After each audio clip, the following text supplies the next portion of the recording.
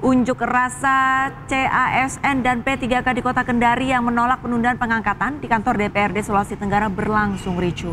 Iya, masa yang kesal karena lama ditemui menerobos masuk hingga menggiring paksa Ketua DPRD untuk keluar menemui massa.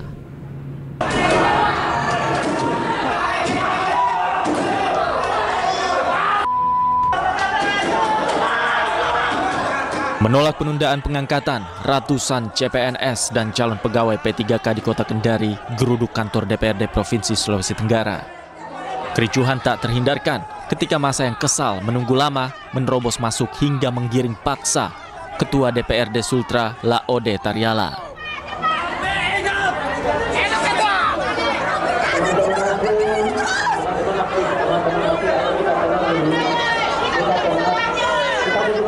Dalam aksinya, sejumlah CPNS menangis di depan anggota DPRD akibat penundaan pengangkatan menjadi aparatur sipil negara menjadi 1 Oktober 2025 dan P3K pada 1 Maret 2026. Mereka menilai keputusan Kemenpan RB sewenang-wenang dan meminta pengangkatan tetap pada jadwal semula, yakni pada 1 Maret dan 1 April 2025. Di 1 tahun itu kami tidak mendapatkan gaji, tidak bisa bekerja secara intens, soalnya kan mengerti sendiri toh bagaimana kita bekerja terus kita tidak digaji selama 1 tahun itu. Ya kami juga tidak tahu kenapa apa yang harus kami lakukan. Sebenarnya kan ini mestinya pemerintah sudah harus berpikir. Menanggapi tuntutan aspirasi massa, DPRD Sulawesi Tenggara berjanji akan langsung bersurat kepada Presiden Prabowo Subianto. Kita tadi sudah sepakat, kita mengirimkan surat kepada Presiden sesuai dengan rilis tuntutan mereka yang dibawa di lembaga ini. Seperti itu. Para CASN ini berjanji akan tetap berunjuk rasa hingga tuntutan mereka dikabulkan oleh pemerintah. Dari Kendari, Sulawesi Tenggara, Muhtarudin, iNews melaporkan. Ya, sementara itu pemirsa, pemerintah berencana untuk mendorong perusahaan tempat calon pegawai negeri sipil yang sudah terlanjur mengundurkan diri agar diterima kembali. Ya, BKN berkoordinasi dengan Menpan RB dan sejumlah instansi terkait PNS yang sudah terlanjur menganggur.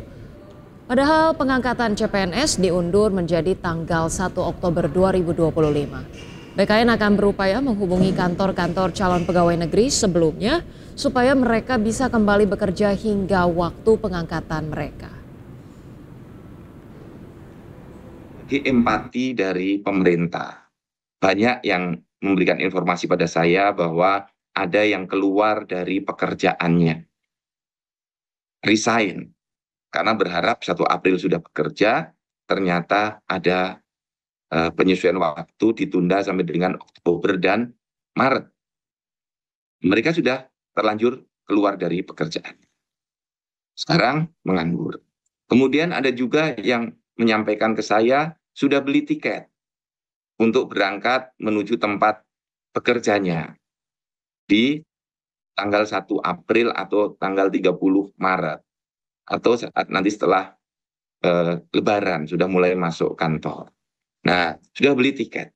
Nah, ini saya perlu masukan apakah saat nanti mengundang para calon ASN-nya, instansi ini kemudian mendata, kemudian menghubungi tempat pekerjanya yang lama agar bisa mempekerjakan kembali, atau biar kami dari BKN atau Menpan yang menghubungi, misalnya mengkomunikasikan dengan Kementerian BUMN bila yang bersangkutan bekerja di BUMN, atau dengan Menaker kalau yang bersangkutan bekerja di swasta, atau kepada para gubernur, bupati, wali kota bila yang bersangkutan bekerja di BUMD.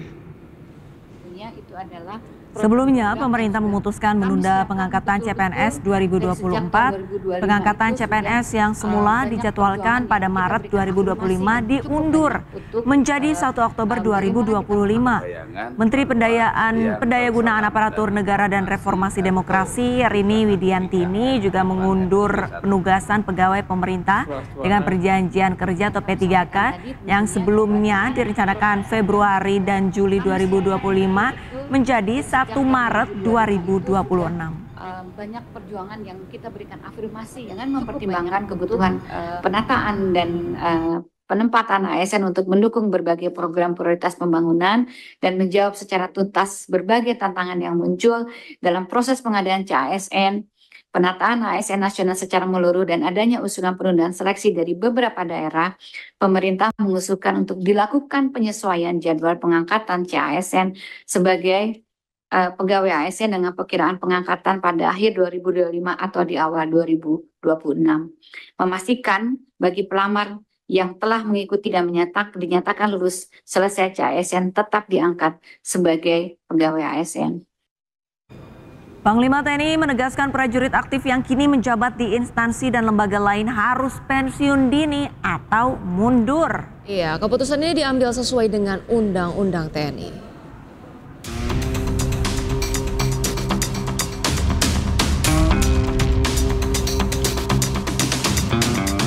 Jajaran Kabinet Merah Putih, pemerintahan Prabowo Gibran kini menjadi sorotan setelah sejumlah pos kementerian dan lembaga ditempati prajurit aktif TNI. Panglima TNI, Jenderal Agus Subianto pun buka suara. Dengan tegas Panglima TNI memastikan anggota TNI aktif yang memegang jabatan di kementerian non-TNI harus pensiun dini atau mundur.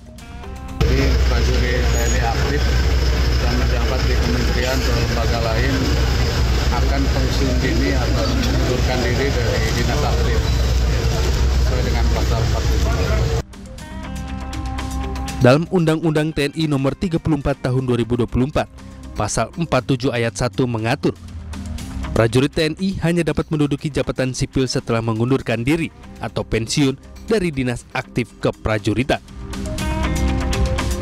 Sementara undang-undang ini juga menyebut ada 10 lembaga atau kementerian yang boleh dipimpin oleh prajurit aktif TNI. Di antaranya adalah Koordinator Bidang Politik dan Keamanan Negara, Pertahanan Negara, Sekretaris Militer Presiden, Intelijen Negara, Sandi Negara, Badan SAR hingga Mahkamah Agung. Tim Liputan iNews melaporkan. Pemirsa, rumah Ridwan Kamil telah digeledah oleh KPK terkait dengan perkara suap Bank JB, ya. Dan melalui secarik surat, Ridwan Kamil mengatakan akan kooperatif membantu penyidik KPK.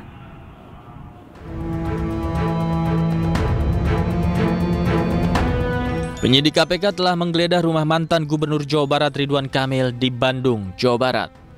Penggeledahan dilakukan terkait kasus korupsi di Bank Pembangunan Daerah Jawa Barat dan Banten. Menurut KPK, penggeledahan dilakukan berdasarkan keterangan saksi, sehingga perlu dilakukan penggeledahan untuk mengkonfirmasi. Ya, kalau dari saya menyatakan bahwa betul ada penggeledahan rumah, ada kegiatan penggeledahan di perkara BJB, tetapi untuk lengkapnya, untuk detailnya rumah siapa, dan mungkin waktunya kapan dilakukan, itu baru bisa dilakukan setelah penyidik memberikan data-datanya secara lengkap kepada saya. Dan saya pikir rekan-rekan juga tidak menginginkan informasi yang sepotong-sepotong ya. Jadi pada saat nanti informasinya sudah lengkap, kita akan deliver ke teman-teman secara utuh, sehingga nanti informasi yang bisa diterima oleh masyarakat juga utuh. Menanggapi penggeledahan itu, Ridwan Kamil angkat bicara. Melalui suratnya, Ridwan Kamil membenarkan penggeledahan yang dilakukan oleh KPK di kediamannya. Dalam surat yang berisi pernyataan resminya, Ridwan Kamil membenarkan penggeledahan yang dilakukan oleh KPK terkait dengan perkara korupsi BJB. Ia juga mengungkap bahwa tim KPK menggeledah rumahnya dengan membawa surat resmi, sehingga Ridwan Kamil akan kooperatif membantu tim KPK. Ridwan Kamil juga mempersilahkan awak media bertanya langsung ke KPK untuk mengetahui informasi detailnya. Pasca digeledah, rumah Ridwan Kamil sepi aktivitas. Hanya ada petugas keamanan rumah yang nampak berjaga di bagian dalam rumah Ridwan Kamil. Dari Bandung, Jawa Barat, Tim Liputan iNews melaporkan. Sementara itu, pemirsa, Gubernur Jawa Barat Deddy Mulyadi angkat bicara terkait kasus suap BJB. Meskipun Deddy enggan berkomentar tentang penggeledahan yang dilakukan KPK, namun ia meminta operasional BJB tetap berjalan. Deddy Mulyadi akan berkomentar terkait penggeledahan yang dilakukan KPK di rumah Ridwan Kamil. Namun terkait perkara korupsi dana iklan BJB, ia pun meminta operasional Bank BJB tetap berjalan. Pasalnya, Direktur Bank BJB sudah mundur sehingga proses hukum tetap berjalan. Tanggapannya aja dikit. Saya tidak akan mengomentari itu, bukan ranah saya. Tetapi kalau mengenai BJB-nya karena pemerintah provinsi adalah pemegang saham, maka saya berharap bahwa pelayanan tetap harus berjalan. Kemudian kan orangnya sudah mengundurkan diri. Tentunya ini tidak akan mengganggu proses yang sedang berjalan di BJB. Pak, penetapan 5 tersangka katanya ada ASN juga, Pak, gimana Pak? Ya tidak bisa berkomentar, kan itu kewenangan KPK.